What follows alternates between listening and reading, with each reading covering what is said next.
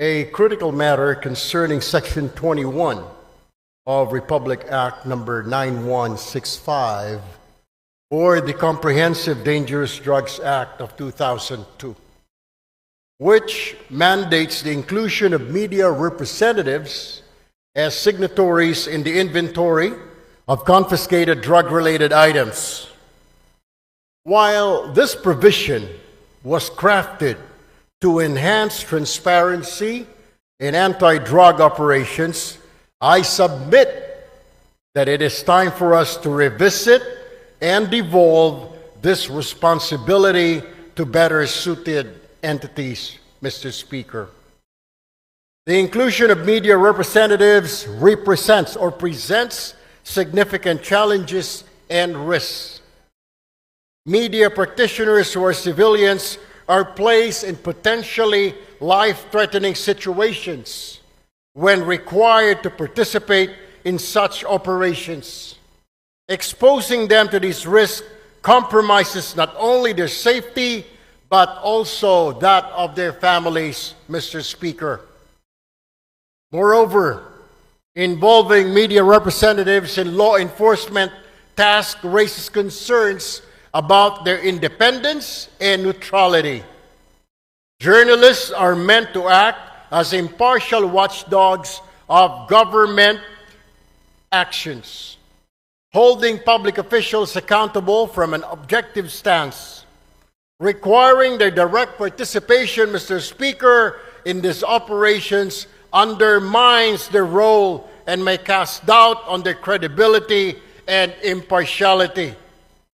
It is imperative that we devolve this responsibility to more appropriate witnesses who are already empowered under the law. Section 21 of RA 9165 already mandates the presence of Department of Justice representatives and barangay officials as witnesses in this process, Mr. Speaker. These individuals are better suited to fulfill the role of ensuring transparency and accountability in documentation of confiscated drug-related items. Additionally, we can enhance existing safeguards to further promote transparency without involving media personnel. Like comprehensive video documentation can serve as a reliable and tamper-proof record of the inventory process, ensuring accountability without requiring physical witness to be present in dangerous environments. Increased training and oversight for DOJ and barangay representatives can strengthen their ability to act as effective witnesses. By devolving, Mr. Speaker, this responsibility to individuals already mandated and equipped for this role, we can preserve the safety of our media professionals, uphold journalistic independence, and maintain the integrity of anti-drug operations. Mr. Speaker, I urge this esteemed chamber to consider an amendment to Section 21 of Republic Act 9165, replacing media representatives with more suitable alternatives while reinforcing mechanisms for accountability and transparency. Let us act decisively to modernize this law and ensure its implementation aligns with our commitment to safety, justice, and good governance. Thank you, Mr. Speaker and my colleagues, and I look forward to our deliberations on this matter soon. Maraming salamat po, magandang hapon sa ating lahat. I would like to find out from the good congressman if you are a member of the Anti-Drugs Committee. No, I am not, my distinguished colleague. I am not a member of any committee right now since I am part of the deputy majority group, Mr. Speaker.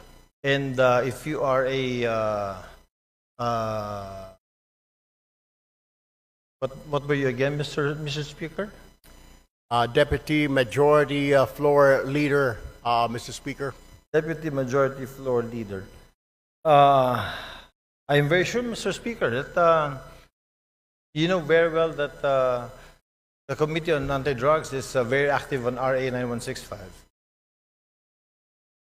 I am aware, Mr. Speaker. Oh, you are aware, Mr. Speaker. Thank you. If you're aware, Mr. Speaker, then what was the purpose of the privileged speech?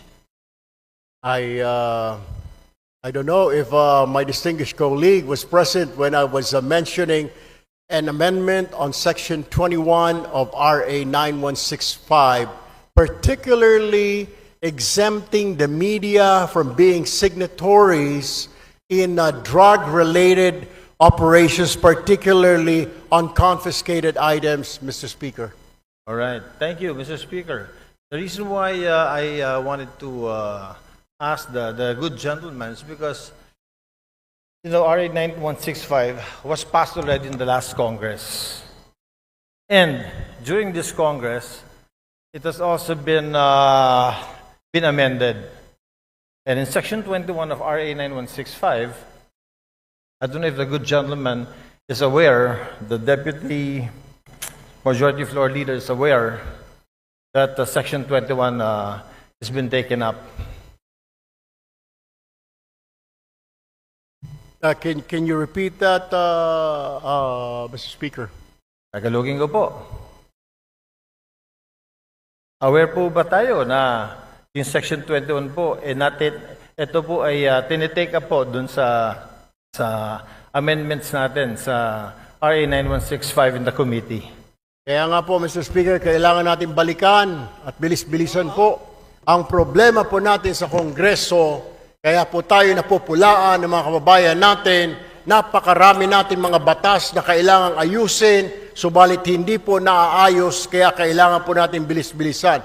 Kung ito po ay na-take up, sana po ay bilisan pa para kaagad po ito ay ma-review at magawan po natin ang paraan dahil ito po ay kahilingan ng mga kasamahan po ng ating Fourth Estate, Mr. Speaker. Tama po. Napakaganda pong suggestion po niyan.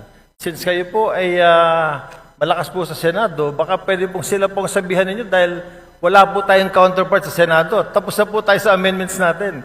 At yung pong privilege speech niyo kanina, pagtanggal po ng media, personalities, pag dumarating ang inventory time, pag mayroong babaybas, wala na po sa provision. Pagdating ho natin doon, Mr. Speaker, we will do that. But for now, we really have to look into this, maybe push on and convince our counterparts in the Senate to pass this law immediately. Matatagalan pa po tayo kasi dadaan pa po tayo ng eleksyon. Pag hinintay po natin na umabot kayo ng Senado, ay isang taon na naman po yun. Congratulations po at inamin nyo na talagang panalo na kayo sa Senado. I'm very happy that a colleague of ours will be in the Senate soon. Pero ibabalik ko lang po, Mr. Senator, na ito pong hinihiling ninyo na tanggalin natin or i-amend natin sa Provision 21 of RA 9165, matagal na po naming tinabaho ito sa aming komite at tinanggal po talaga po namin to. Ang taging hiling namin, katulad din ng hinihiling ninyo, sana nga po mapabilis natin ito sa Senado dahil sa Senado po, hindi ko alam pero baka pwedeng kayo na po magsalita, baka pwedeng kayo na mag-privilege speech, pakisabi na bilis-bilisan po para itong hinihiling natin na ma-amend itong Section 21 ay matapos na. Alam niyo ho, I will just have to correct my colleague. Hindi pa po ako senador, Your Honor. Ako po ay isang mambabatas, ako po ay isang representative, hindi pa po ako senador. Do, tumatakbo po ako senador, nais ko lamang po linawin na ako po ay isang congressman. Correct. Ako po ay member ng ACT-CIS party list at hindi po ako senador. Baka ang inyo po ibig sabihin, yung aking po nakatatandang kahuya po, siya po yung senador. Pangalawa, kaya ako nga po pinapabilis-bilisan para marinig po tayo sa Senado. Nabilis-bilisan po nila dahil ito po ay hindi pa naman batas. Habang ito hindi pa po batas, ala hong saysay ang pagre-review, wala hong saysay ang pagtanggal ho natin ng section na yan, Section 21. kung hindi pa naman po ito batas. What I am trying to point out, Mr. Speaker, I guess we have to do something about it. And para marinig ko, kaya ho tayo nagka-privilege speech para marinig po tayo sa Senado. Now, we are waiting for the decision, Mr. Speaker. If I can only do a privilege speech in the Senate, then I will do so. Unfortunately, I'm still here, a member of 19th Congress, Mr. Speaker. Salamat. Salamat, Mr. Congressman. Sinabi ko lang po yung sinabi niyo na gagawin niya pagdating niyo po sa Senate, inulit ko lang. But Mr. Congressman, we do something about it. We have done something about it. In the committee level, ito pong Section 21 na hinihiling ninyo ay wala na po. Alam niyo ho, Mr. Speaker, ito po ay nasa committee level at tulad po ng sinasabi ko, kaya ko nga po I am pushing for it, na bilis-bilisan po natin. Marami po tayo mga batas na pending po ngayon, hindi lang po itong 9165. Marami pong kailangang reviewin. Ang kailangan lang po natin ay bilisan po dahil ang taong bayan ay nag-aantay po. At hindi po tayong ika nga ay pwedeng manahimik o kaya mag-relax dahil po nakatingin po sa atin ang ating mga kababayan at gusto po nila na bilisan ang pagpasa, pag-review, whatever, ang ng mga batas po natin, Mr. Speaker. Therefore, Mr. Speaker, I think the correct manifestation should be, since the requested section is to be amended, and it has been replaced already, Mr. Speaker, is that the correct manifestation should be, we request that the Senate should fast-track this House version of RA 9165. That, I think, is the correct manifestation, Mr. Chair. I will take that, Mr. Speaker, but what I am saying is that the reason why I stood up today to remind not only our members here, but also our counterpart in the Senate, because I am sure they're also reviewing what we're doing here and watching us to fast track. Kung meron man, kung nandyan na po sa kanilang mga kamay, na bilisan, because we cannot dictate them.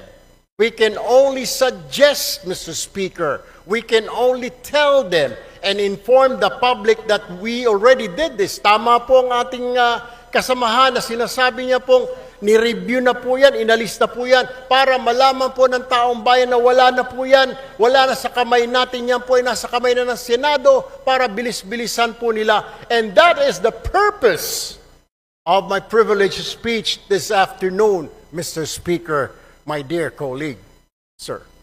Thank you, Mr. Speaker. Oh, I thought amending Section 21 was the main thrust of the privilege speech. I didn't know it was to fast track the House version of 9165. But nevertheless, Mr. Chair, yun na rin po ang hinihiling natin. Since yung nire-request po ng colleague natin na tanggalin po sa Section 21 yung pagsama ng media kapag po nag-iimbentary sa mga bypass, sa mga nahuli na ay wala na po sa committee level. Wala na po, pumasa na po sa atin. Sana po, another privilege speech from our good colleague will tell the Senate, bilis-bilisan nyo naman, kasi binilisan na po namin.